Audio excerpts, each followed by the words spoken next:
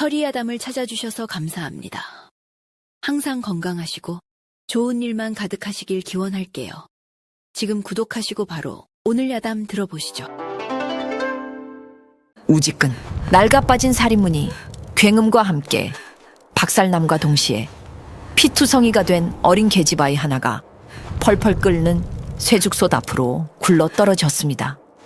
그것은 지독하게도 눈보라가 몰아치던 밤의 일이었습니다. 강원도 깊은 산골, 인적이라고는 찾아볼 수 없는 외딴 숯가마에서 노인 정무홍은 홀로 군밤을 까고 있었습니다. 타닥, 탁.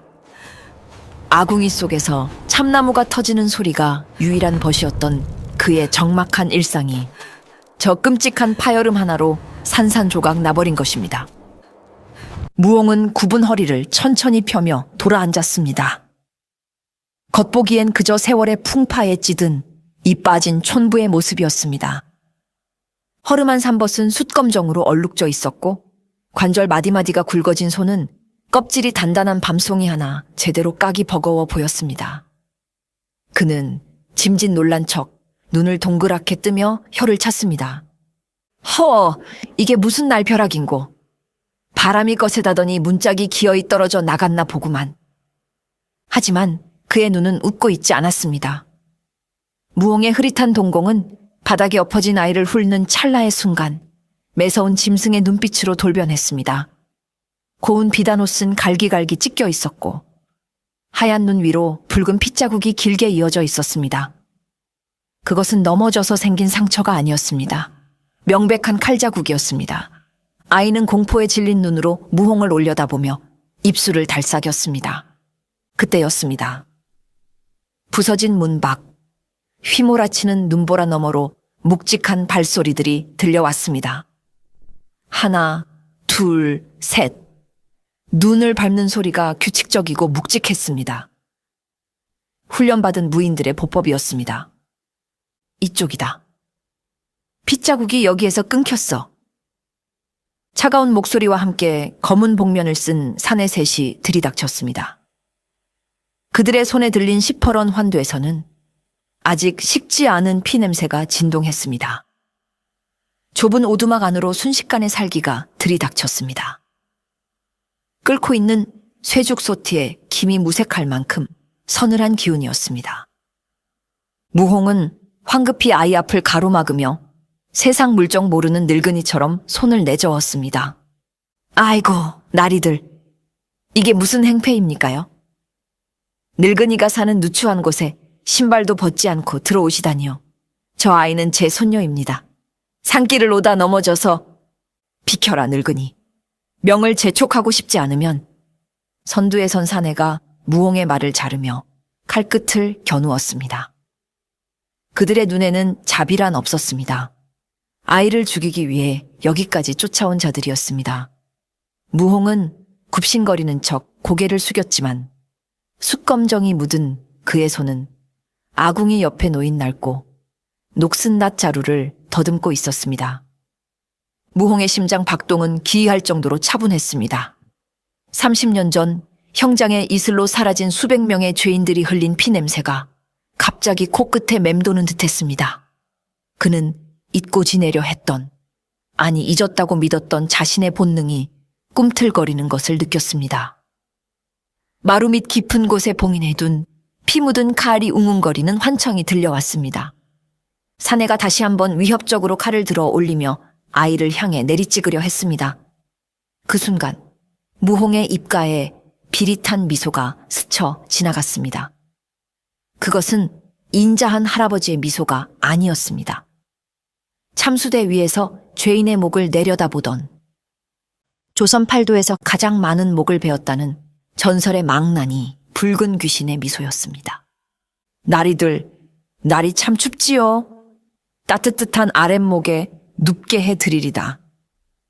추격자의 칼날이 아이의 정수리에 닿기 직전이었습니다.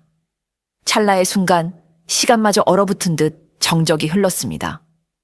그리고 다음 순간 누구도 예상치 못한 일이 벌어졌습니다. 아이고, 손이 미끄러졌네. 무홍이 과장된 비명과 함께 몸을 비틀었습니다. 겉보기엔 겁에 질린 노인이 뒷걸음질 치다 발을 헛디딘 것처럼 보였습니다. 하지만 그 엉거주춤한 동작 속에 치명적인 살수가 숨어 있었습니다. 무홍의 손을 떠난 것처럼 보였던 녹슨 낫이 기묘한 궤적을 그리며 허공을 갈랐습니다. 농사를 지을 때나 쓰던 이가 다 빠진 볼품없는 낫이었습니다. 그러나 무홍의 손에 들린 순간 그것은 명검보다 예리한 흉기가 되었습니다. 퍽! 둔탁한 소리와 함께 선두에 섰던 사내가 비명도 지르지 못한 채 앞으로 고꾸라졌습니다. 그의 발목 아킬레스건이 정확하게 끊겨 있었습니다. 사내는 바닥을 뒹굴며 자신의 다리를 부여잡고 고통에 찬 신음을 흘렸습니다. 나머지 두 사내가 당황하여 멈칫한 것은 당연한 일이었습니다. 눈앞에 노인은 여전히 덜덜 떨며 바닥에 주저앉아 있었으니까요. 어이쿠, 이를 어째? 낫질을 하려다 그만. 날이 괜찮으시오? 무홍은 울상낀 얼굴로 사과하며 슬금슬금 일어났습니다. 이 늙은이가 미쳤나? 나머지 두 사내가 분노하며 동시에 칼을 휘둘렀습니다. 좁은 오두막 안에서 두 자루의 칼이 무홍을 향해 십자로 교차했습니다. 피할 곳은 없어 보였습니다. 뒤에는 쓰러진 아이가 있었기에 물러설 수도 없는 상황이었습니다. 하지만 무홍은 피하지 않았습니다. 대신 그는 숯가마 아궁이의 재를 한 줌 쥐어 허공에 뿌렸습니다. 확! 시야를 가리는 잿가루에 사내들이 본능적으로 눈을 감았습니다. 그 1초도 안 되는 틈을 무홍은 놓치지 않았습니다. 그의 몸이 마치 뼈가 없는 연체 동물처럼 유연하게 바닥으로 깔렸습니다. 낮게 회전하며 휘두른 나세 등 부분이 사내들의 정강이를 강타했습니다. 뼈가 부러지는 소리가 오두막을 울렸습니다. 으아! 두 사내가 동시에 무릎을 꿇으며 쓰러졌습니다. 무홍은 낫을 고쳐쥐고 그들의 목젖 바로 앞에 낫 끝을 갖다 대었습니다. 산신령님이 도우셨나 보네. 늙은이가 운이 좋았구려. 나리들, 더 다치기 전에 어서 돌아가시오. 눈보라가 거세지면 내려가기도 힘들 터이니. 쓰러진 사내들은 공포에 질린 눈으로 무홍을 올려다 보았습니다. 우연이라기엔 너무나 정교했고 실력이라기엔 너무나 기이했습니다. 하지만 발목이 끊어지고 정강이가 부서진 상태에서 더 이상의 공격은 불가능했습니다. 그들은 이를 갈며 부축을 받아 절뚝거리며 오두막을 빠져나갔습니다. 두고 보자. 이 빚은 반드시 갚으러 오겠다. 사내들이 남긴 저주 섞인 말이 눈보라 속에 흩어졌습니다. 그들이 완전히 사라진 것을 확인하고서야 무홍은 팽팽하게 당겨져 있던 긴장의 끈을 놓았습니다. 그는 거칠게 숨을 몰아쉬며 바닥에 주저앉았습니다. 그는 자신의 손에 들린 녹슨 낫을 혐오스럽다는 듯이 바라보았습니다. 사람을 살리는 농기구조차 자신의 손에 들어오면 사람을 해치는 흉기가 된다는 사실이 그를 괴롭혔습니다. 무홍은 고개를 돌려 쓰러져 있는 아이를 보았습니다. 아이는 기절한 채 얕은 숨을 몰아쉬고 있었습니다. 피 묻은 옷자락, 창백한 얼굴. 이 아이 때문에 10년 동안 지켜온 평화가 깨졌습니다. 당장이라도 아이를 밖으로 내던져야 마땅했습니다. 그래야 자신이 살 수 있었습니다. 하지만 무홍은 그러지 못했습니다. 아이의 목에 걸린 반쯤 드러난 놀이가의 하나가 그의 시선을 사로잡았기 때문입니다. 무홍의 동공이 지진이라도 난 듯 흔들렸습니다. 그는 떨리는 손으로 아이에게 다가갔습니다. 무홍은 아이를 안아 따뜻한 아랫목에 누웠습니다. 꽁꽁 언 몸을 녹이고 찢어진 상처에 쑥을 지시겨 발라주었습니다. 숯가마를 하며 익힌 투박한 응급처치였지만 지혈을 하는 솜씨만큼은 의원 못지않았습니다. 그는 피 묻은 옷을 벗기다 말고 아이의 목에 걸린 놀이개를 조심스럽게 들어 올렸습니다. 무홍의 기억 속에 선명하게 각인된 물건이었습니다. 이것이 어찌 내게 있느냐? 무홍의 입에서 탄식 같은 신음이 흘러나왔습니다. 그의 기억은 10년 전 눈 내리던 한양의 형장으로 거슬러 올라갔습니다. 그날은 유난히 눈이 많이 내렸습니다. 영모 혐의를 쓴 대제학 영감이 형틀에 묶여 있었습니다. 그는 당대 최고의 학자이자 청렴하기로 소문난 선비였습니다.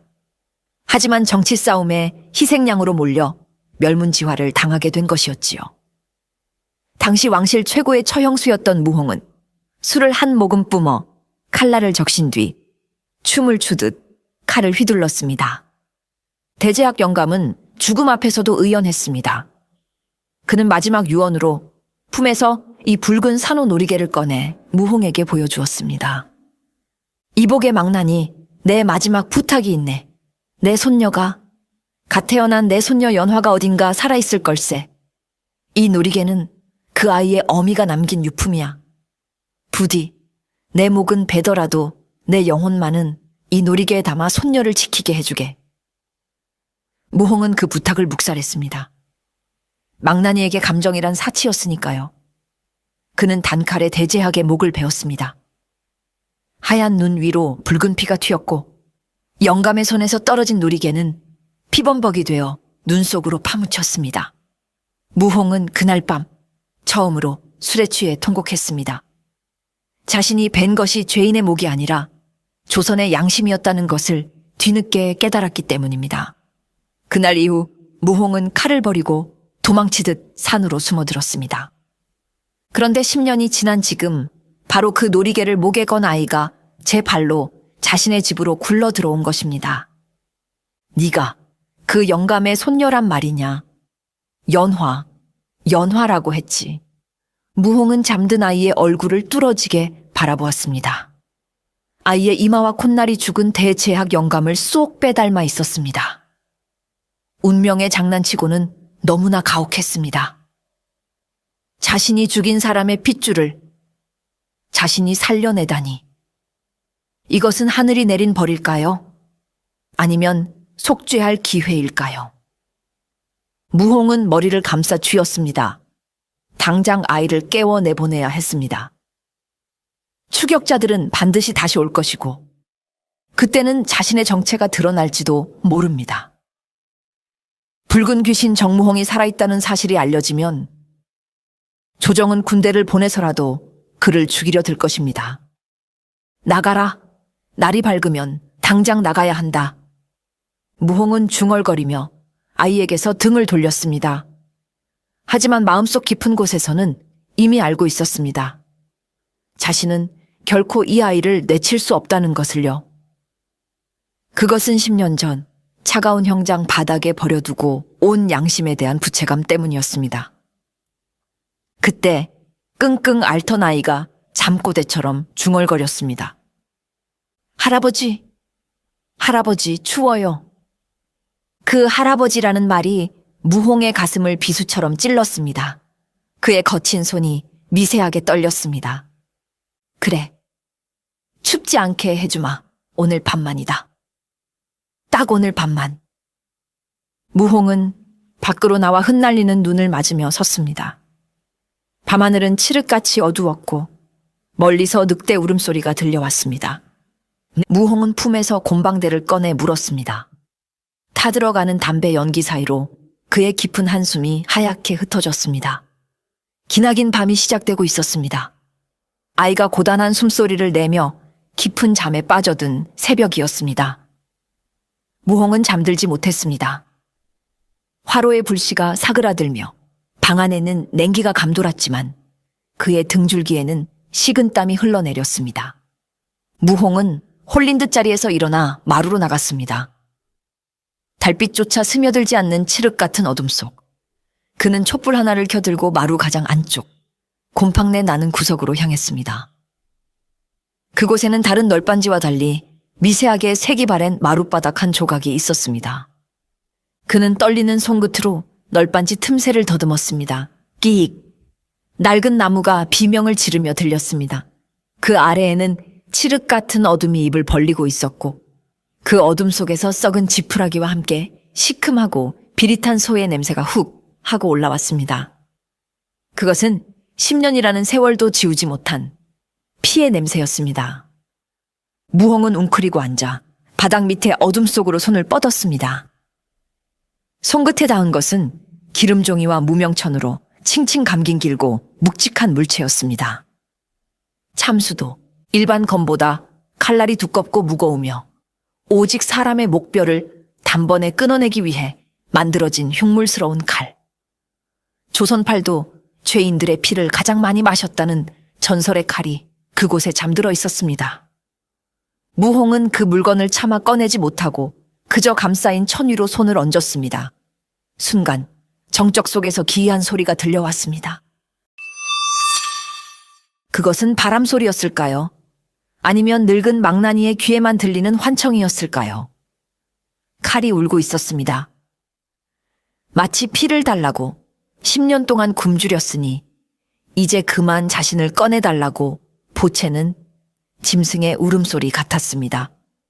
칼자루를 쥔 무홍의 손바닥이 불에 댄 듯 뜨거워졌습니다. 무홍의 뇌리에 과거의 환영들이 스쳐 지나갔습니다.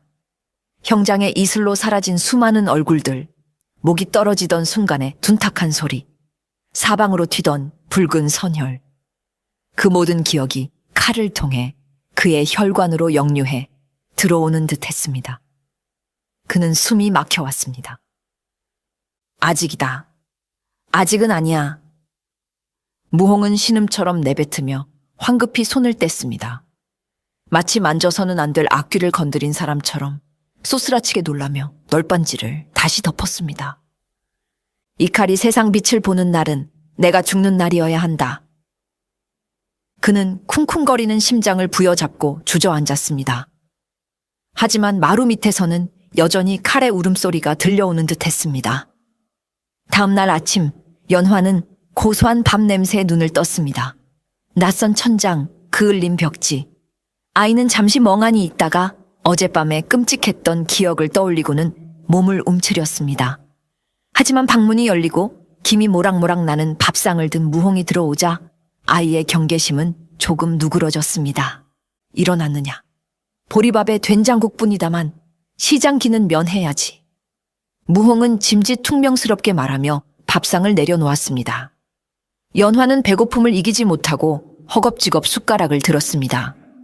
무홍은 그런 아이를 물끄러미 바라보았습니다. 밥을 먹는 모습조차 죽은 대제학 영감의 기품이 서려 있는 듯 했습니다. 식사를 마친 후 연화는 밖으로 나온 무홍을 졸졸 따라다녔습니다. 갈 곳 없는 아이에게 무홍은 유일한 보호자였으니까요. 무홍은 마당 한 구석에 쌓인 통나무들을 향해 다가갔습니다. 숯을 구우려면 장작을 패야 했습니다. 그는 묵직한 도끼를 들어 올렸습니다. 보통 사람이라면 끙끙대며 들었을 무게였지만 무홍의 손에 들린 도끼는 마치 깃털처럼 가벼워 보였습니다. 흡, 짧은 기압과 함께 도끼가 허공을 갈랐습니다. 콰직, 엄청난 파열음과 함께 굵은 통나무가 정확히 반으로 쪼개졌습니다. 무홍은 쉴 새 없이 도끼를 휘둘렀습니다. 위에서 아래로, 다시 옆으로. 그의 동작에는 군더더기가 없었습니다. 연화는 툇마루에 앉아 그 모습을 넋을 잃고 바라보았습니다. 장작패는 노인의 뒷모습에서 뿜어져 나오는 서늘한 기운에 아이는 본능적으로 몸을 떨었습니다. 할아버지! 연화가 조심스럽게 불렀습니다. 무홍이 도끼질을 멈추고 돌아보았습니다. 땀방울이 맺힌 그의 이마 위로 헝클어진 흰 머리카락이 흩날리고 있었습니다. 할아버지는 도끼질을 참 무섭게 하시네요. 무홍의 눈썹이 꿈틀했습니다. 무섭다니. 장작 패는 게 다 그렇지. 뭐가 무섭다는 게냐. 할아버지는 꼭. 연화는 잠시 망설이다가 자신이 느낀 그대로를 말해버렸습니다. 꼭 나무가 아프지 않게 한 번에 숨을 끊어놓는 것 같아요. 푸죽간 아저씨가 고기를 자를 때처럼. 아니, 그보다 더 무서워요. 무홍의 손에서 도끼가 미끄러져 땅에 떨어졌습니다. 어린아이의 직관은 때로 어른의 통찰보다 날카로운 법입니다. 아이는 무홍의 도끼질에서 살생의 기술을 본 것입니다. 목을 벨 때 고통을 줄이기 위해 단칼에 뼈를 끊어내던 그 익숙한 감각이 장작을 팰 때도 습관처럼 배어나왔던 탓입니다. 무홍은 황급히 도끼를 주워 감추며 짐짓 화난 듯 소리쳤습니다. 쓸데없는 소리. 늙은이가 힘이 붙여서 요령을 피우는 게다. 들어가 있거라. 감기 들라. 그는 등 뒤에서 느껴지는 연화의 시선이 천 개의 바늘처럼 따갑게 느껴졌습니다. 한편 무홍의 오두막이 있는 산 아래 마을 어귀에는 심상치 않은 기운이 감돌고 있었습니다. 눈이 그친 하얀 벌판 위로 말발굽 소리가 천둥처럼 울려 퍼졌습니다. 비단으로 지은 관복 위에 검은 털가죽 망토를 두른 사내가 말에서 내렸습니다. 그의 뒤로는 무장한 군사 10여 명이 도열해 있었습니다. 사내의 이름은 장도승지. 왕의 비서기관이자 정보 조직을 총괄하는 조정의 실세 중의 실세였습니다. 그의 얼굴은 희고 고왔으나 눈매는 뱀처럼 차갑고 날카로웠습니다. 그는 과거 금부도사 시절부터 잔혹한 수사로 악명을 떨쳤으며 자신의 출세에 방해되는 자는 쥐도 새도 모르게 제거해온 인물이었습니다. 이번에 사라진 밀서 역시 그의 정치적 생명을 끊어놓을 수 있는 치명적인 약점이 담긴 물건이었습니다. 그 밀서를 가지고 도망친 것이 바로 죽은 대제학의 손녀 연화였지요. 마을 촌장이 눈밭에 무릎을 꿇고 머리를 조아렸습니다. 날이 이 비천한 마을의 어인 행차시옵니까? 장도승지는 촌장을 거들떠보지도 않은 채 채찍으로 자신의 손바닥을 탁탁 치며 물었습니다. 이 근방에 숯을 굽는 노인이 살고 있다 들었다. 눈이 붉고 한쪽 다리를 조금 저는 늙은이 말이다. 촌장은 흠칫 놀랐습니다. 산속에 사는 괴팍한 무홍 영감을 말하는 것이 분명했습니다. 아, 예, 저기 산 중턱 숫가마에 무홍이라는 노인이 살고 있습지요. 헌데 그 노인은 그저 평범한... 장도승지가 싸늘하게 웃으며 말을 잘랐습니다. 어젯밤 내 부하 셋이 그 평범한 노인의 집으로 갔다가 발목이 잘리고 다리가 부러져서 기어 내려왔다. 그런데도 평범하다 할 텐가? 촌장의 얼굴이 사색이 되었습니다. 발목이 잘렸다니 그 순박해 보이던 무홍 영감이 그랬단 말인가? 장도승지는 산 중턱, 연기가 피어오르는 곳을 올려다보았습니다. 그의 눈빛에 탐욕과 살기가 동시에 스쳐 지나갔습니다. 찾았다, 붉은 귀신. 장도승지는 무홍을 알고 있었습니다. 아니, 아주 잘 알고 있었습니다. 10년 전 자신이 금부도사였던 시절 형장에서 자신의 명령을 받아 칼을 휘두르던 자가 바로 정무홍이었기 때문입니다. 조선 팔도에서 가장 칼을 잘 쓴다는 망나니, 하지만 어느 날 갑자기 사라져버린 전설의 처형수. 설마 그자가 대제학의 손녀를 데리고 있을 줄이야. 일이 재미있게 돌아가는구나. 장도승지는 부하들에게 손짓했습니다. 산 입구를 봉쇄해라. 개미 새끼 한 마리도 빠져나가게 해서는 안 된다. 그리고 저녁이 되면 산에 불을 놓아라. 놈을 훈제 구이로 만들어 제 발로 기어 나오게 할 것이다. 그는 무홍의 실력을 알기에 정면 승부보다는 비열한 방법을 택한 것입니다. 차가운 겨울바람에 실려 피비린내 나는 살기가 산 중턱의 오두막을 향해 서서히 기어 올라가고 있었습니다. 도간에 든 쥐가 된 무홍과 연화. 그들에게 허락된 시간은 그리 많이 남아있지 않았습니다.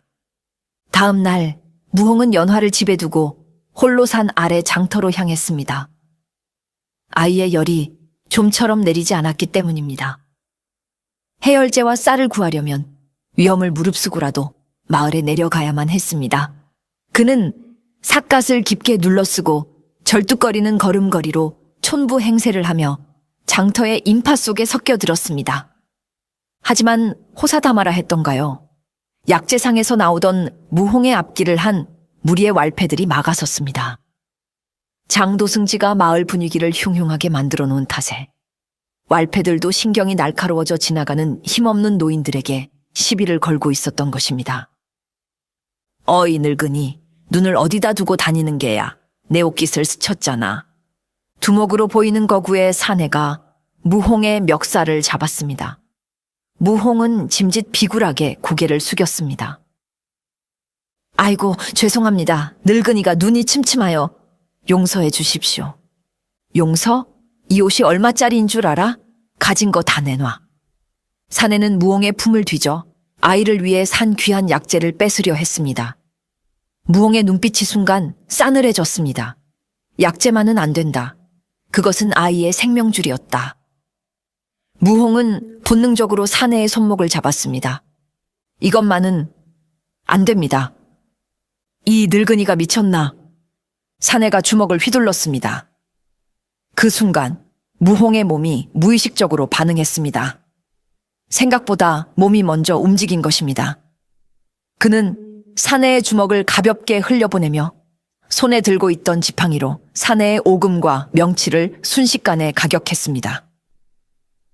탁, 타닥. 단 2번의 타격이었습니다. 하지만 그 움직임은 기이할 정도로 간결하고 정확했습니다. 뼈와 근육의 이음새를 정확히 노려 최소한의 힘으로 상대의 움직임을 끊어버리는 기술. 거구의 사내가 비명도 지르지 못한 채 거품을 물고 쓰러졌습니다. 주변의 왈패들이 겁에 질려 뒷걸음질 쳤습니다. 무홍은 아차 싶어 황급히 지팡이를 떨어뜨리고는 다시 힘없는 노인인 척 주저앉았습니다. 아이고, 나 살려. 지팡이를 휘두르다 그만. 사람들은 노인의 객기라 여기며 혀를 찼지만 단 한 사람, 장터 한 구석에서 국밥을 먹던 한 사내의 눈은 속일 수 없었습니다. 그는 장도승지가 심어놓은 첩자였습니다. 사내는 젓가락을 내려놓으며 중얼거렸습니다. 찾았다. 저 걸음걸이, 저 타격, 놈이다. 사내는 조용히 품에서 전소구를 꺼내 날려 보냈습니다. 비둘기는 회색 하늘을 가로질러 산 아래 관아를 향해 날아갔습니다. 무홍은 삿갓 아래로 하늘을 올려다보며 불길한 예감을 느꼈습니다. 자신의 그림자가 너무 길게 드리워져 있었습니다. 무홍이 쫓기듯 산으로 돌아왔을 때 숫가마 쪽에서 검은 연기가 피어오르고 있었습니다. 평소 수출 구울 때 나는 하얀 연기가 아니었습니다. 무홍은 약재 꾸러미를 팽개치고 전력을 다해 달렸습니다. 절뚝거리던 다리는 어느새 질풍처럼 땅을 박차고 있었습니다. 집 앞에 당도한 무홍의 눈에 들어온 것은 아수라장이 된 마당이었습니다. 장 도승지의 명을 받은 첩자 서너시 연화를 자루에 담아 끌고 가려 하고 있었습니다. 연화는 자루 밖으로 빠져나온 손으로 흙바닥을 긁으며 비명을 지르고 있었습니다. 할아버지, 살려주세요. 그 비명소리가 무홍의 이성을 끊어놓았습니다. 이 쥐새끼 같은 놈들! 무홍은 무기도 없이 맨몸으로 놈들에게 달려들었습니다. 첩자들은 칼을 뽑아 들고 무홍을 맞이했습니다. 놈들은 훈련받은 살수들이었습니다. 맨손에 무홍이 상대하기엔 벅찬 수였습니다. 무홍은 숫가마 아궁이로 몸을 날렸습니다. 그리고는 펄펄 끓는 숫재와 벌겋게 달아오른 숫덩이를 맨손으로 움켜쥐었습니다. 치익, 살 타는 냄새와 함께 극심한 고통이 밀려왔지만 그는 멈추지 않았습니다. 받아라! 무홍이 던진 붉은 숫덩이들이 비 오듯 첩자들에게 쏟아졌습니다. 으악! 내 눈! 숫가루와 불덩이에 시야를 잃은 첩자들이 허둥지둥하는 사이 무홍은 놈들의 품으로 파고들었습니다. 그는 불타는 장작 하나를 집어들고 놈들을 후려쳤습니다. 짐승 같은 포효와 함께 난투극이 벌어졌습니다. 하지만 놈들 중 우두머리가 무홍의 빈틈을 노리고 검을 찔러 넣었습니다. 푹! 무홍은 연화를 감싸 안기 위해 등을 돌렸고 칼날은 무홍의 오른쪽 어깨를 깊숙이 뚫고 지나갔습니다. 뜨거운 피가 솟구쳤습니다. 하지만 무홍은 신음조차 내지 않았습니다. 그는 오히려 칼이 박힌 상태에서 뒤로 돌아 놈의 목덜미를 이빨로 물어뜯을 듯한 기세로 들이받았습니다. 꺼져라! 내 집에서 당장 꺼져! 귀신 같은 형상에 질린 첩자들은 결국 연화를 포기하고 도망쳤습니다. 마당은 피와 잿가루로 범벅이 되었습니다. 무홍은 그제야 어깨에 박힌 칼을 뽑아 던지고 털썩 무릎을 꿇혔습니다. 괜찮으냐, 연화야. 피투성이가 된 노인이 떨리는 손으로 아이의 뺨을 어루만졌습니다. 자신의 고통보다 아이의 안위가 먼저인 모습. 연화는 엉엉 울며 무홍의 품에 안겼습니다. 밤이 깊었습니다. 숯가마 안쪽 밀실에서 연화는 무홍의 상처를 치료하고 있었습니다.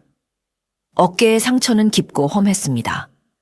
연화는 눈물을 삼키며 무홍의 피 묻은 저고리를 벗겼습니다. 옷감이 살에 눌어붙어 잘 떨어지지 않았습니다. 조심스럽게 소매를 걷어 올리던 연화의 손이 갑자기 허공에서 멈췄습니다. 아이의 눈동자가 공포로 확장되었습니다. 촛불 아래 드러난 무홍의 오른쪽 팔뚝. 그곳에는 기이한 모양의 흉터가 새겨져 있었습니다. 그것은 화상 흉터였는데 마치 목이 잘린 사람의 형상처럼 보이는 끔찍한 모양이었습니다. 그것은 망나니들이 형장에서 죄인의 원혼이 붙지 말라고 부적처럼 스스로 지져서 만든 낙인이었습니다. 연화의 기억 속 10년 전 그날의 풍경이 선명하게 되살아났습니다. 눈 내리는 형장, 할아버지의 목을 치기 위해 춤을 추던 붉은 옷의 망나니, 그가 칼을 높이 치켜들었을 때 걷어 올려진 소매 사이로 보이던 그 흉측한 흉터. 어린 연화의 뇌리의 공포와 함께 각인되었던 바로 그 흉터였습니다. 아! 연화는 비명을 삼키며 뒷걸음질 쳤습니다. 약그릇이 바닥에 떨어져 산산조각이 났습니다. 무홍이 고통스러운 표정으로 눈을 떴습니다. 왜 그러느냐? 많이 놀랐느냐? 무홍은 걱정스런 마음에 손을 뻗었지만 연화는 뱀을 본 것처럼 쏘스라치게 놀라며 구석으로 몸을 피했습니다. 아이의 눈빛이 달라져 있었습니다. 조금 전까지의 존경과 안도감은 사라지고 경멸과 공포, 그리고 깊은 증오가 그 자리를 채우고 있었습니다. 당신이었어. 연화의 입술이 파르르 떨렸습니다. 당신 팔의 그 흉터, 우리 할아버지를 죽일 때 내가 봤어. 무홍의 심장이 쿵 하고 내려앉았습니다. 올 것이 오고야 말았습니다. 그는 황급히 소매를 내리려 했지만 이미 늦은 뒤였습니다. 아이의 눈에서 눈물이 뚝뚝 떨어졌습니다. 할아버지, 우리 할아버지를 죽인 게 당신이지? 그 칼로 당신이 죽였지. 아이의 절규가 좁은 밀실을 가득 채웠습니다. 무홍은 아무 말도 할 수 없었습니다. 변명할 수도 부인할 수도 없었습니다. 그는 그저 죄인처럼 고개를 떨구었습니다. 어깨의 상처보다 더 큰 통증이 가슴을 후벼 팠습니다. 자신이 목숨 걸고 구한 아이가 자신을 향해 살인자라고 외치고 있었습니다. 이것이야말로 피할 수 없는 인과응보였습니다. 그때였습니다. 밖에서 매캐한 영이 냄새가 스며들어 왔습니다. 불이야! 산에 불이 났다! 장도승지의 군사들이 산 입구부터 불을 지르며 포위망을 좁혀오기 시작한 것입니다. 겨울바람을 탄 불길은 맹수처럼 으르렁거리며 무홍의 오두막을 향해 맹렬히 치솟았습니다. 무홍은 자리에서 벌떡 일어났습니다. 연화의 시선, 죄책감, 회한. 그 모든 것을 생각할 겨를이 없었습니다. 지금은 오직 아이를 살려야 했습니다. 그는 연화를 바라보며 낮고 단호한 목소리로 말했습니다. 나를 원망해라. 저주하고 죽이고 싶어 해도 좋다. 허나 지금은 살아야 한다. 살아서 나를 죽여라. 무홍은 절뚝거리며 마루로 나갔습니다. 열기로 인해 집안 공기가 후끈거렸습니다. 그는 망설임 없이 마루 끝으로 다가가 10년 동안 닫혀있던 낡은 널빤지를 뜯어냈습니다. 어둠 속에서 기다리던 물건이 모습을 드러냈습니다. 무홍은 기름 종이에 쌓인 묵직한 쇠붙이를 꺼내 들었습니다. 먼지를 털어내고 종이를 찢자 달빛과 불빛을 동시에 머금은 참수도가 서슬퍼런 빛을 토해냈습니다. 칼날은 녹슬지 않았습니다. 마치 주인의 피를 기다렸다는 듯 징그럽게 번들거렸습니다. 무홍의 손이 칼자루를 잡는 순간 그의 굽었던 등이 펴지고 흐릿했던 눈동자에 섬뜩한 전기가 돌아왔습니다. 숯 굽는 촌부 정무홍은 사라지고 전설의 망나니 붉은 귀신이 10년 만에 부활하는 순간이었습니다. 그는 옷장 깊숙이 처박아 두었던 붉은색 머리띠를 꺼내 이마에 질끈 동여맸습니다. 기다려라, 길을 열어주마. 무홍은 칼을 어깨에 걸어매고 불타는 마당으로 나섰습니다. 그의 뒤로 연화가 공포와 혼란이 뒤섞인 눈으로 그를 바라보고 있었습니다. 할아버지를 죽인 원수의 등, 하지만 지금은 자신을 지켜줄 유일한 등. 밖에는 장도승지의 정예무사 수십 명이 화살을 겨누고 있었습니다. 불길을 등지고 선 무홍의 그림자가 거대하게 일렁였습니다. 어서 오너라. 지옥 가는 길 외롭지 않게 해주마. 무홍의 칼이 밤 공기를 가르며 웅웅거렸습니다. 피의 축제가 시작되려 하고 있었습니다. 불타는 숯가마 앞마당은 그야말로 생지옥을 방불케 했습니다. 시뻘건 불길이 밤하늘을 집어삼킬 듯 치솟았고 매캐한 연기가 시야를 가렸습니다. 그 화염을 등지고 머리에 붉은 띠를 두른 무홍이 걸어 나왔습니다. 그의 어깨에 걸쳐진 거대한 참수도가 불빛을 받아 기괴한 춤을 추트듯 번들거렸습니다. 저 늙은이가 미쳤나? 활을 쏴라. 장도승지의 부관이 소리쳤습니다. 10여 발의 화살이 무홍을 향해 쏟아졌습니다. 하지만 무홍은 피하지 않았습니다. 아니, 피할 필요가 없었습니다. 그가 참수도를 가볍게 휘두르자 묵직한 칼바람이 일어나며 날아오던 화살들이 허공에서 튕겨나갔습니다. 그것은 검술이라기보다 거대한 부채로 파리를 쫓는 듯한 압도적인 힘이었습니다. 내 놈들의 목은 질기냐 연하냐. 무홍의 낮은 목소리가 불길 소리를 뚫고 무사들의 귓가에 박혔습니다. 다음 순간 무홍의 몸이 사라졌습니다. 늙고 병든 노인의 움직임이 아니었습니다. 바람이 불어닥치듯 그가 가장 앞에 있던 무사의 코앞에 나타났습니다. 서걱. 섬뜩할 정도로 짧고 간결한 소리였습니다. 무사가 비명조차 지르지 못하고 스르르 무너져 내렸습니다. 목이 붙어 있는 것처럼 보였으나 붉은 실선이 그어지더니 이내 머리가 툭 하고 떨어졌습니다. 피가 분수처럼 솟구쳐 무홍의 얼굴을 적셨습니다. 이 괴물 같은 놈. 무사들이 당황하여 일제히 달려들었습니다. 창과 칼이 사방에서 찔러 들어왔습니다. 하지만 무홍은 그 틈새를 뱀처럼 파고들었습니다. 그는 칼을 끼리 부딪혀 챙챙 소리를 내는 화려한 검술 따위는 쓰지 않았습니다. 그의 칼은 오직 적의 목, 경동맥, 척추만을 노렸습니다. 푸악! 참수도의 칼등으로 적의 턱을 부수고 돌아오는 칼날로 목을 베었습니다. 한 번 휘두를 때마다 팔다리가 잘려나가고 뜨거운 선혈이 눈밭에 뿌려졌습니다. 무홍의 눈은 텅 비어 있었습니다.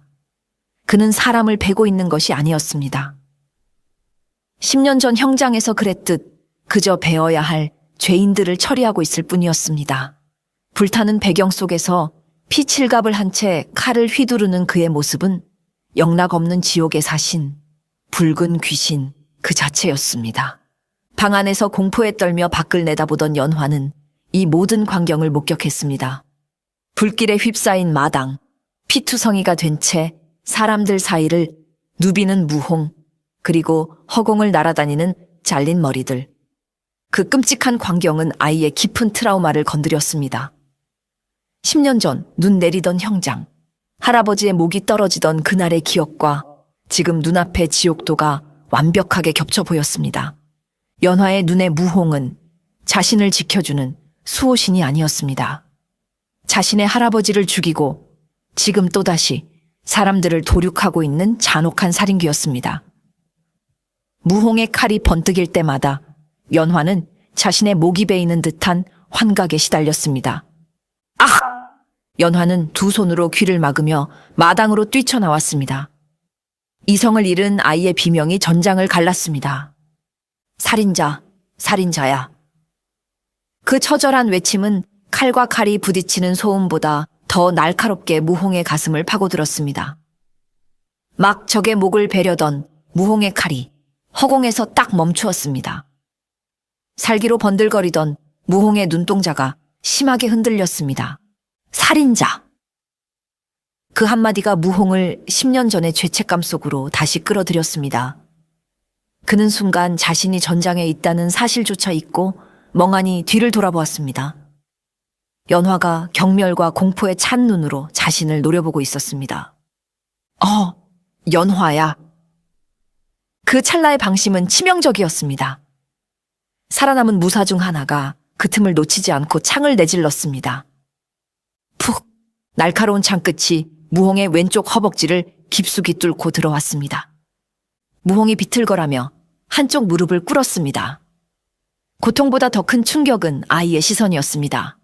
그는 창을 잡고 있는 무사의 목을 반사적으로 베어 넘겼지만 이미 몸의 균형은 무너진 뒤였습니다. 다리에서 피가 콸콸 쏟아졌습니다. 잡아라, 놈이 지쳤다. 무사들이 다시 몰려들었습니다. 무홍은 이를 악물고 연화에게로 기어갔습니다. 아이를 안아야 했습니다. 아이가 자신을 살인자라 욕하더라도 일단은 살려내야 했습니다. 그것이 그가 짊어진 업보였으니까요.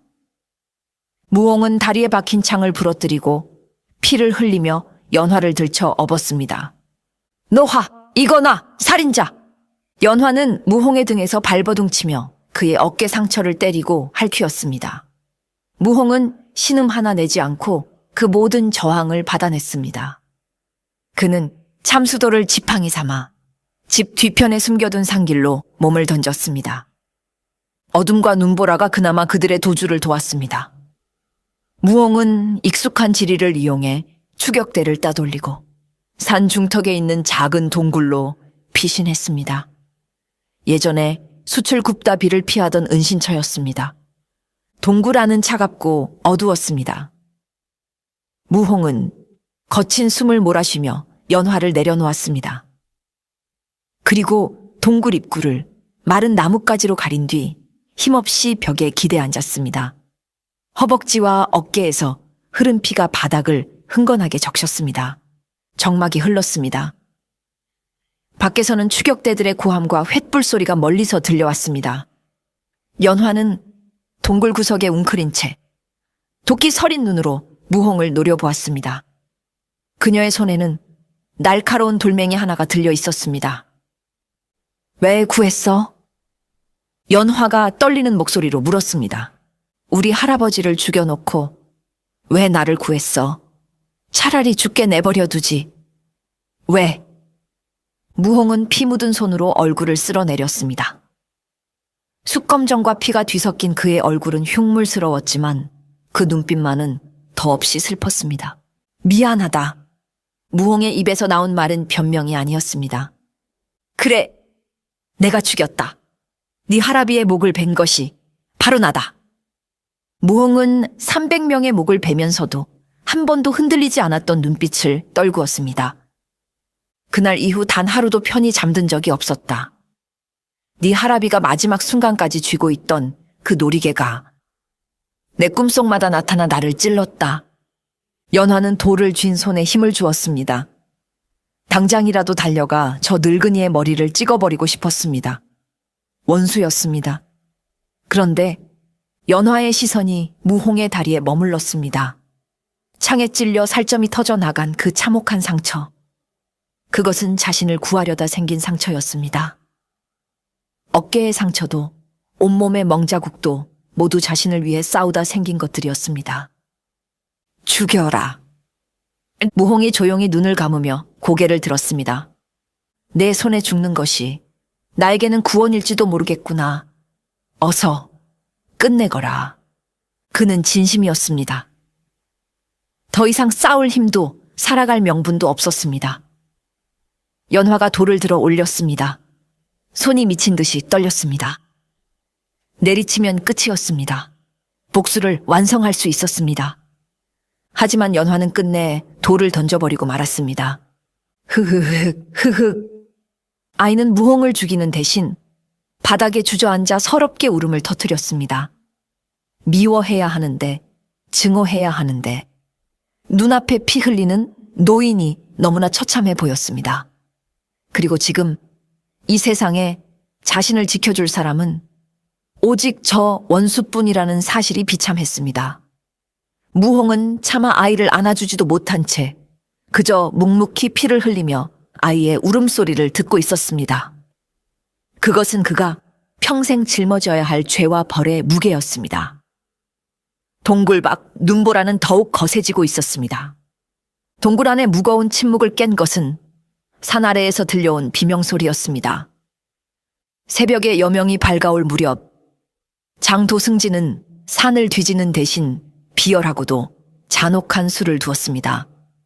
그는 마을 사람들을 광장에 모조리 끌어모았습니다. 무홍에게 군밤을 얻어먹던 코흘리가의 아이들, 쌀을 빌려주던 주막 할멈, 숯을 사주던 대장장이까지. 죄 없는 사람들이 눈밭에 무릎 꿇려진 채 벌벌 떨고 있었습니다. 장도승지는 확성기 역할을 하는 대나무통을 입에 대고 산을 향해 차가운 목소리를 날려보냈습니다. 정무홍, 내 놈이 쥐새끼처럼 숨어있는 동안 네가 아끼던 이웃들이 하나둘 저승길 동무가 될 것이다. 그의 신호에 따라 무사가 대장장이의 등 뒤에서 칼을 높이 쳐들었습니다. 으악, 살려주시오. 처절한 비명이 산메아리가 되어 동굴 안까지 파고들었습니다. 무홍의 눈이 번쩍 뜨였습니다. 그는 알고 있었습니다. 장도승지는 빈말을 할 위인이 아니었습니다. 자신의 목적을 위해서라면 마을 하나쯤 몰살시키는 것은 일도 아니게 여기는 자였습니다. 무홍은 주먹을 꽉 쥐었습니다. 손톱이 살을 파고들어 피가 맺혔습니다. 자신이 숨으면 연화는 살 수 있을지 모릅니다. 하지만 자신에게 유일하게 인간의 온기를 나누어 주었던 마을 사람들이 몰살당할 것입니다. 반대로 자신이 내려가면 마을 사람들은 살겠지만 자신과 연화는 죽은 목숨이나 다름없었습니다. 비겁한 놈. 무홍은 피 묻은 참수도를 지팡이 삼아 힘겹게 일어섰습니다. 허벅지의 상처가 불에 댄 듯 욱신거렸지만 그의 표정은 이미 결단을 내린 사람처럼 차분했습니다. 그는 더 이상 도망칠 곳이 없음을 깨달았습니다. 죄를 씻으려 숨어 살았으나 죄는 그림자처럼 따라와 결국 더 큰 피를 요구하고 있었습니다. 내려가야겠다. 무홍의 말에 연화가 놀란 눈으로 고개를 들었습니다. 가면 죽잖아. 저 사람들이 당신을 죽일 거야. 내가 가지 않으면 죄 없는 사람들이 죽는다. 내 업보에 더 이상의 피를 묻힐 수는 없다. 무홍은 동굴을 나서기 전 품속 깊은 곳에서 꼬깃꼬깃한 주머니 하나를 꺼내 연화에게 건넸습니다. 그동안 숯을 팔아 모은 엽전과 은조각들이 들어 있었습니다. 받아라. 그리고 잘 듣거라. 무홍은 동굴 뒤편 가시덤불로 가려진 좁은 개구멍을 가리켰습니다. 이 길로 쭉 가면 반대편 계곡이 나온다. 거기는 물살이 새서 놈들도 감시를 소홀히 했을 게다. 내가 내려가서 놈들의 시선을 끄는 동안 너는 뒤도 돌아보지 말고 도망쳐라. 연화는 주머니를 받아들고 멍하니 서 있었습니다. 무홍은 그런 연화의 어깨를 피 묻지 않은 깨끗한 손등으로 조심스럽게 밀었습니다. 한양으로 가지 말고 남쪽으로 가거라. 가서 이름도 바꾸고 양반의 핏줄임도 있고 그냥 평범하게 살아라. 무홍의 눈시울이 붉어졌습니다. 10년 전 자신이 죽인 대제학의 손녀, 자신이 갚아야 할 가장 큰 빚, 살아라. 살아서 나를 욕하고 저주하고 평생 미워해도 좋다. 그저 목숨만은 부지하거라. 무홍은 뒤돌아서서 허리춤에 매달린 호리병을 꺼냈습니다. 독한 술이 찰랑거렸습니다. 그는 술 한 모금을 입에 머금었다가 참수도의 시퍼런 날 위에 푹 하고 뿜었습니다. 칙! 차가운 칼날 위로 술이 안개처럼 흩뿌려졌습니다. 그것은 과거 그가 형장에서 목을 베기 직전에 행하던 망나니들만의 신성하고도 끔찍한 의식이었습니다. 이제 그는 숯 굽는 노인이 아니었습니다. 죽음의 춤을 추러가는 사신이었습니다. 그는 찢어진 옷자락을 찢어 허벅지의 상처를 단단히 동여매고 하얗게 센 머리카락을 풀어 헤쳤습니다. 바람에 흩날리는 백발과 피 묻은 참수도, 그 모습은 마치 지옥에서 기어 올라온 악귀처럼 처절하고도 위험 있었습니다. 간다! 무홍은 뒤도 돌아보지 않고 산비탈을 내려갔습니다. 연화는 멀어지는 그의 굽은 등을 보며 입술을 깨물고 또 깨물었습니다. 피맛이 입안에 번졌습니다. 그 뒷모습이 너무나 슬프고 거대해 보여서 차마 발길이 떨어지지 않았습니다. 마을 어귀, 장도승지의 군사 50명이 겹겹이 진을 치고 있었습니다. 인질로 잡힌 마을 사람들은 공포에 질려 울고 있었고, 장도승지는 지루하다는 듯 하품을 하고 있었습니다. 바로 그때였습니다. 그만해라! 내가 왔다! 산어귀에서 천둥 같은 고함이 터져 나왔습니다. 모든 시선이 그곳으로 쏠렸습니다.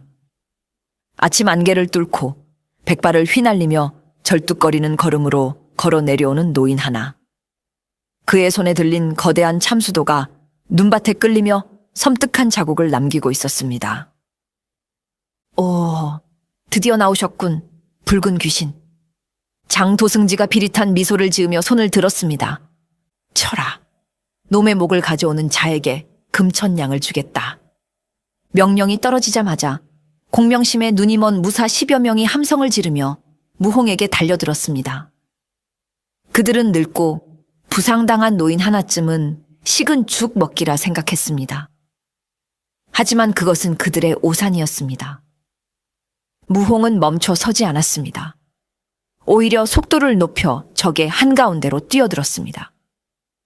첫 번째 무사가 칼을 휘두르기도 전에 무홍의 참수도가 아래에서 위로 솟구치며 무사의 겨드랑이를 베고 지나갔습니다. 무홍은 회전하는 탄력을 이용해 바로 뒤에 있던 무사의 목을 쳤습니다. 댕공. 머리가 눈밭에 떨어지는 소리가 둔탁하게 울렸습니다. 춤이 시작되었습니다. 무홍의 몸놀림은 기괴했습니다. 다리를 절었지만 상체의 움직임은 물 흐르듯 유연했습니다. 그는 적의 칼을 막지 않았습니다. 살짝 몸을 비틀어 피하고 그 틈으로 파고들어 급소를 끊었습니다. 크악! 이건 말도 안 돼. 무사들의 팔다리가 허공을 날아다녔습니다. 무홍의 흰 머리카락은 적들의 피를 뒤집어서 붉게 물들어가고 있었습니다. 그는 고통도 피로도 느끼지 못하는 사람 같았습니다. 10년 동안 참아왔던 칼의 울음소리가 전장에 울려 퍼졌습니다. 그것은 무술이라기보다 가장 효율적으로 생명을 거두는 도살에 가까웠습니다. 마을 사람들은 그 참혹한 광경에 눈을 감았지만 장도승지만은 흥미롭다는 듯 눈을 빛내며 지켜보고 있었습니다. 역시 명불허전이로구나.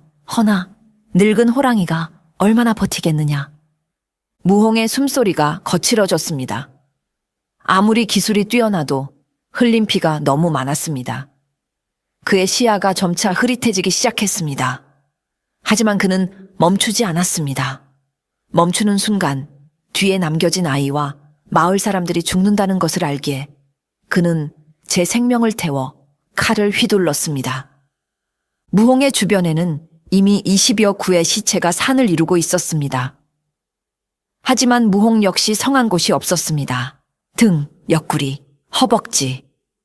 수없는 칼자국에서 피가 솟구쳤습니다. 그는 이제 서 있는 것조차 기적처럼 보였습니다. 남은 병사들이 겁에 질려 주춤거리자 마침내 장도승지가 직접 자신의 검을 뽑아 들었습니다. 그는 명검으로 소문난 쌓인 검을 들고 천천히 무홍에게 다가갔습니다. 지겹군. 이제 그만 끝내자 늙으니. 장도승지는 깨끗한 비단 옷을 입고 있었고 무홍은 피칠갑을 한 누더기를 입고 있었습니다. 너무나 대조적인 모습이었습니다. 무홍은 참수도를 지팡이 삼아 겨우 몸을 지탱하며 거친 숨을 몰아쉬었습니다. 내 놈의 목을 베기 전에는 못 죽는다. 건방지구나. 내 놈은 그저 권력의 개였을 뿐이다. 시키는 대로 짓고 시키는 대로 물어뜯던 천한 백정놈이 감히 주인을 물려드느냐. 장도승지의 조롱에 무홍은 피 섞인 가래침을 뱉으며 비틀린 미소를 지었습니다. 걔도 미친 주인을 만나면 물어뜯는 법이다. 장도승지의 눈매가 매섭게 변했습니다. 죽어라! 장도승지의 거미뱀처럼 빠르고 날카롭게 쇄도했습니다. 무홍은 간신히 칼을 들어 막았지만 힘에서 밀려 뒤로 튕겨 나갔습니다. 장도승지는 무홍에게 틈을 주지 않았습니다. 그의 검은 화려하고 변화무쌍했습니다. 무홍의 몸에 또다시 깊은 상처가 하나 늘어났습니다. 안 돼, 눈이 안 보여. 과다출혈로 인해 무홍의 눈앞이 깜깜해졌습니다. 장도승지의 마지막 일격이 심장을 향해 날아오고 있었습니다. 피할 힘이 없었습니다. 바로 그 절체절명의 순간이었습니다. 할아버지!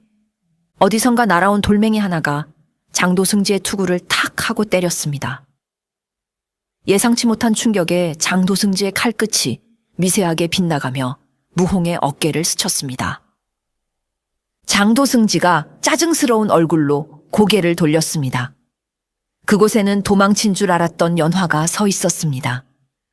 아이의 손에는 짱돌이 들려 있었고 얼굴은 눈물범벅이 되어 있었습니다. 무홍은 흐릿한 눈으로 연화를 보며 소리치려 했지만 목소리가 나오지 않았습니다. 도망가라니까. 왜 돌아왔느냐. 연화는 개구멍으로 도망치던 중 산 아래에서 들려오는 무홍의 고함 소리를 들었습니다. 발길이 떨어지지 않았습니다. 할아버지를 죽인 원수지만 자신을 위해 밥을 지어주고 상처를 치료해주고 지금은 목숨을 바쳐 싸우고 있는 저 늙은이를 혼자 죽게 내버려 둘 수 없었습니다. 그것은 용서가 아니었습니다. 그것은 연민이었고 본능적인 이해였습니다. 저 노인 역시 시대가 낳은 또 하나의 피해자일지 모른다는 어린아이가 감당하기 힘든 슬픈 깨달음이었습니다. 저리 비켜. 우리 할아버지 괴롭히지 마. 연화는 악을 쓰며 또다시 돌을 던졌습니다. 비록 작은 돌멩이였지만 그 행동이 만들어낸 1초의 틈. 그것이 전황을 뒤바꾸었습니다. 장도승지가 연화를 향해 살기를 띠며 몸을 돌리려던 그 찰나 죽어가던 무홍의 눈빛에 마지막 생명력이 불타올랐습니다. 지금이다. 무홍은 자신의 남은 수명 전부를 끌어모았습니다. 근육이 비명을 지르고 뼈가 으스러지는 고통을 무시한 채 그는 바닥을 박차고 튀어올랐습니다. 무홍의 몸이 허공으로 솟구쳤습니다. 그의 손에 들린 참수도가 달빛을 받아 하얗게 빛났습니다. 그것은 그가 평생 동안 연마해온 단 하나의 기술. 수백 명의 목을 고통 없이 보내주었던 자비이자 가장 확실한 살수, 낙화. 꽃이 떨어지듯 칼이 떨어졌습니다. 장도승지는 뒤늦게 살기를 느끼고 고개를 돌렸지만 무홍의 칼은 이미 그의 목 언저리에 와 있었습니다. 장도승지의 눈이 공포로 확장되었습니다. 안 돼! 소름 끼치도록 부드러운 소리가 났습니다. 뼈가 걸리는 소리조차 나지 않았습니다. 무홍의 칼은 장도승지의 목을 두부 자르듯 깨끗하게 베고 지나갔습니다. 무홍은 장도승지의 뒤편에 착지했습니다. 그리고 그대로 굳은 듯 멈춰 섰습니다. 뒤에서 툭 하는 소리와 함께 장도승지의 머리가 눈밭에 떨어졌습니다. 목 없는 몸통이 몇 번 비틀거리다 털썩 쓰러졌습니다. 천하를 호령하던 권력자의 허망한 최후였습니다. 남은 병사들은 두목의 죽음의 전의를 상실했습니다. 그들은 피투성이가 된 채 서 있는 무홍을 괴물을 보듯 바라보다가 괴물이다 라며 비명을 지르고 도망쳤습니다. 마을 광장에는 정적이 찾아왔습니다. 인질로 잡혀있던 마을 사람들이 하나둘 고개를 들었습니다. 하얀 눈밭은 온통 붉은 피로 물들어 있었습니다. 그 한가운데 붉은 머리띠를 두른 노인이 참수도를 지팡이처럼 짚고 석상처럼 서 있었습니다. 연화는 떨리는 다리로